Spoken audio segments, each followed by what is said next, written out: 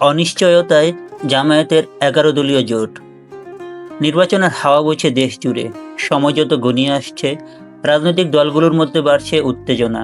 ঠিক এই সময়ে সবার নজর ছিল জামায়াতে ইসলামীর নেতৃত্বাধীন ১১ দলীয় জোটের দিকে।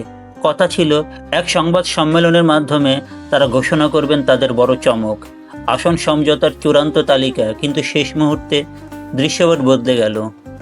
বুধবার বিকেল 4:30 রাজধানীর ডিপ্লোমা ইঞ্জিনিয়ার্স ইনস্টিটিউশনে তিল ধারণের জায়গা নেই।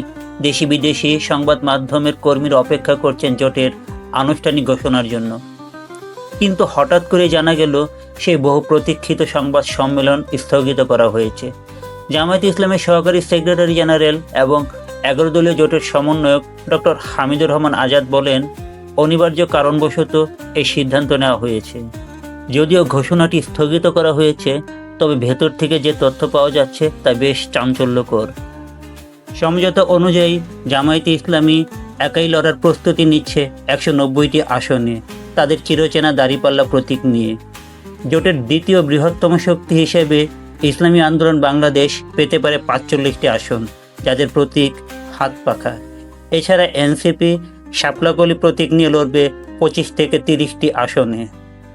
জোটের বাকি দলগুলোর মধ্যেও আসন ভাগাভাগি হয়ে আছে। বাংলাদেশ খেলাফত মজলিস 15টি আসন, খেলাফত মজলিস 6টি আসন এবং এলডিপি 6টি আসনে লড়ার সম্ভাবনা রয়েছে।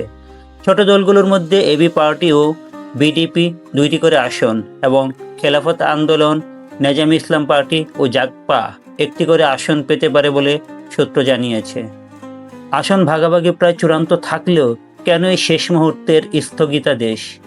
এটা কি কোনো বড় ধরনের রাজনৈতিক কৌশলের অংশ, নাকি জোটের ভেতরেই রয়েছে কোনো টানাপোড়েন?